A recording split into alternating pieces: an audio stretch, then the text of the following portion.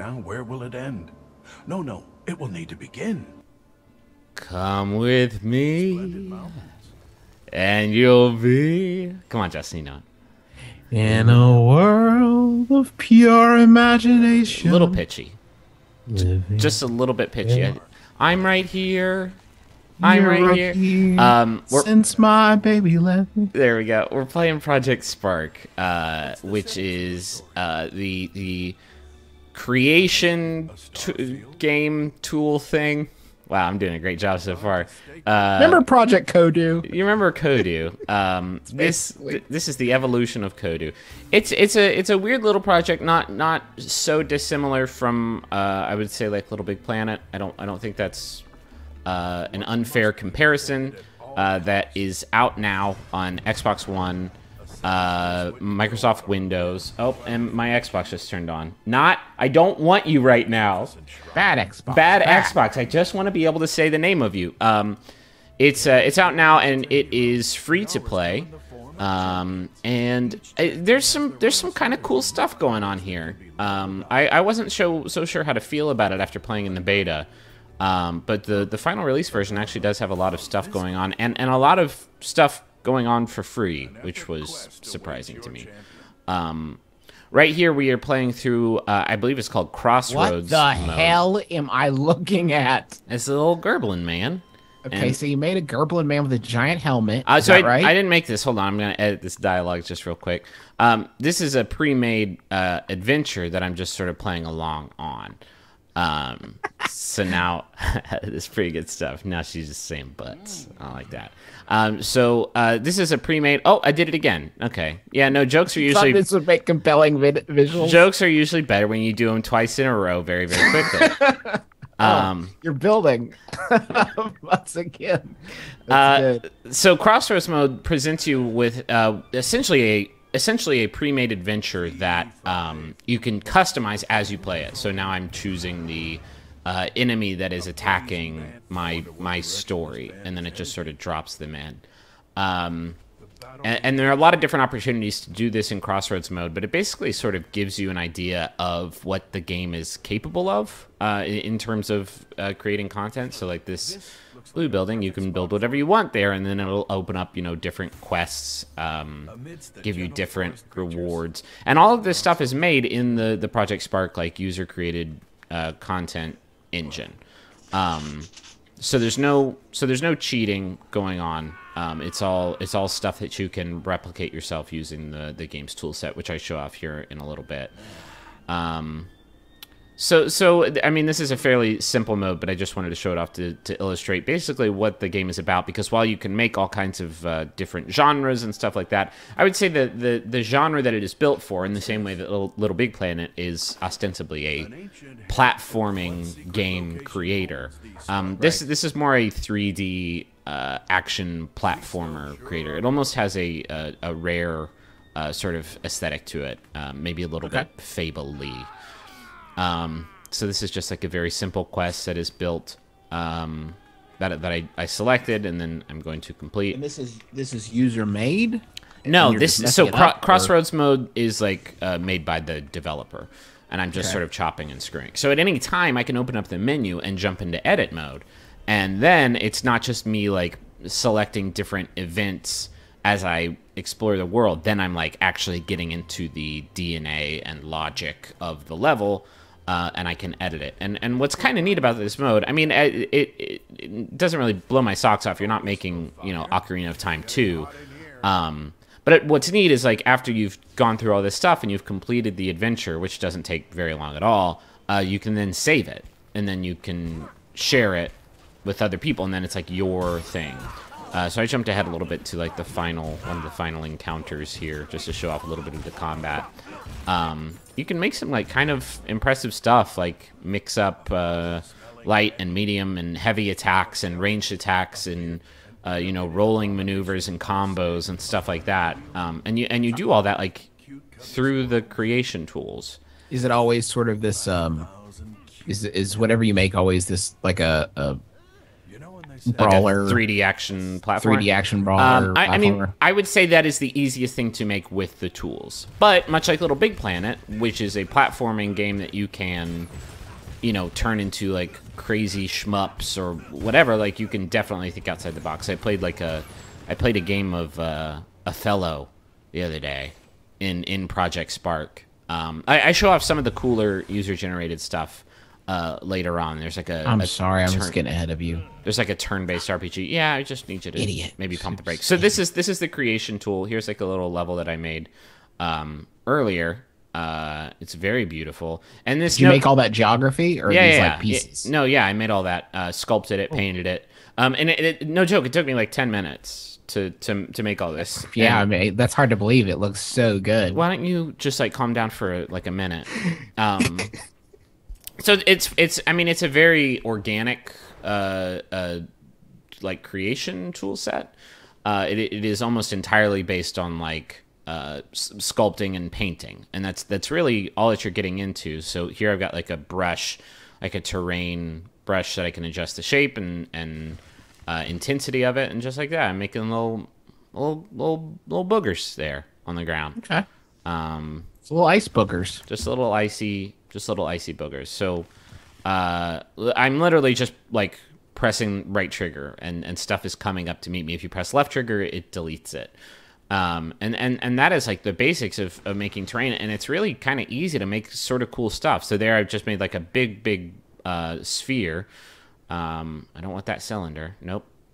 And then I'm gonna like turn it into like a weird little ice cave thing.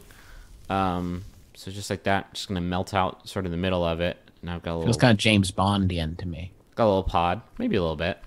And then once you have your shapes, all you have to do is paint them, and you have a lot of different terrain tools. And it's not just like you're not just like painting colors; they are full textures.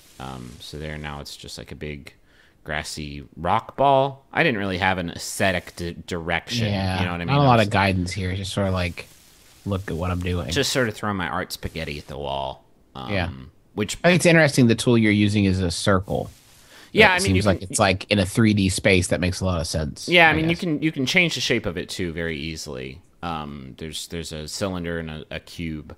If you want to do that. And so I'm using like a different painting tool on the inside of this cave. So now maybe it's like snowy inside. I don't know how that would work, but this is a weird place. Neat. So this is Squirrel, and I'm going to show off a bit of the logic editing. So this is a pre-made wandering squirrel. I'm just going to delete that and make it actually the main character in the game. So like this is something that Little Big Planet has sort of evolved over time, from like, you know, simple if or if-then switches to like full like microchips and stuff. Their approach to it is very, very similar. It's when something happens, do this. And you can connect those events to create very complex things. So there I've just made, when they press the left stick, the character moves, and then I attached a follow camera to it, which essentially means the camera's going to follow it around. This is the thing that the camera's going to focus on. I'm just moving the left stick, and then my little squirrel man is going to run around. I did that in 8 seconds. That's great AI. It's what? It's great AI. I mean, it's not AI. It's not AI. I'm controlling it. Good. It's Griffin AI. It's my intelligence. Only these Gorblins. You have no commands for this situation. I have no fight. So I put this in a hyperspeed thing just to sort of show off. I mean, this didn't take me so super long. Maybe like 2 or 3 minutes to put all this together. But I'm giving him some combat abilities, right? So I give him a melee attack. I'm giving him a ranged attack, which you get to choose like what projectile they actually shoot out. I'm going to make it so that when you're jumping and you press the right trigger, then you are able to fly. So I'm going to make it so that you can fly around as a squirrel, which is unheard of, except for flying squirrels. Which do in fact exist. And then, of course, a jump button. So, just like that, I can fly around. I have a light melee attack. I could create logic to like come up with combos. I could make different commands for light and medium and heavy melee attacks if I wanted to. Mm-hmm. Or I mean, I can do a lot of stuff with that. How do you can you tweak the strength of what you're like able to do or how much damage it does? Yeah. Like... You there's an entire entry for like numbers, and you can tweak all that. So this is the win flag, and that's how you beat the level.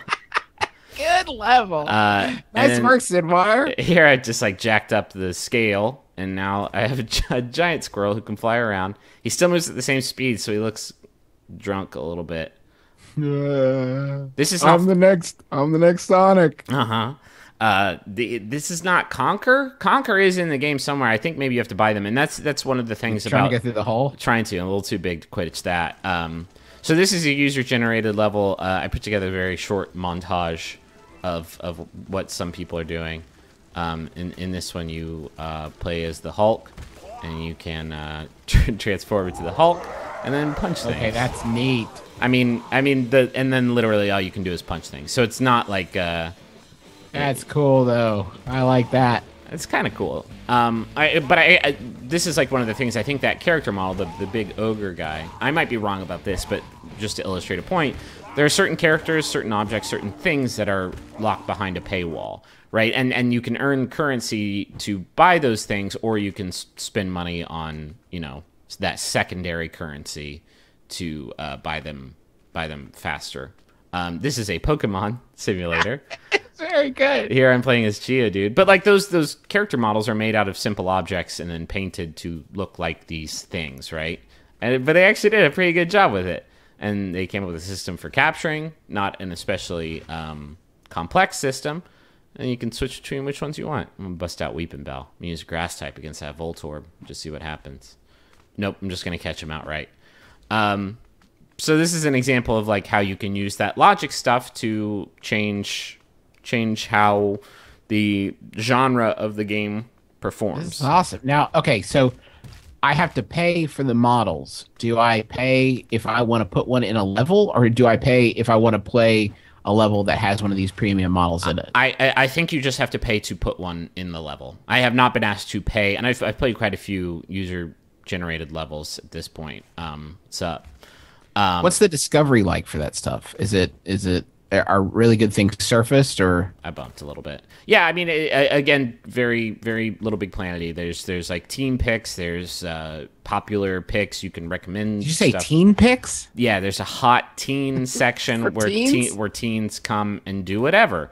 Here's a Pokemon Center. I spent a lot of time in this Pokemon thing, even though there's like almost nothing to do. That was my dude there trying to get in. You can't. You're too big. Justin, I wish Pokemon was real.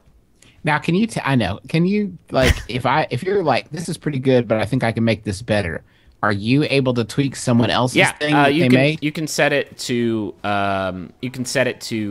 be copied, so people can copy your whole level and chop and screw it, or you can set actual objects in your level to be customized, to be like taken and added to a library, like logic sets. You can adopt those and put them in your own level. Now, though, no voice though, right? Like you can't do sounds. I'm not actually sure about that. I haven't run into anything like that. I would think they would get into some ratings issues. Probably yes. They talked about how at I think an E3 or two ago.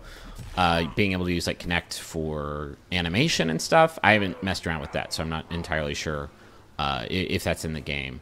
But no, I think it's mostly written text. This is a turn-based RPG, that has been dropped into the game, and like something like this would probably take quite some time to program.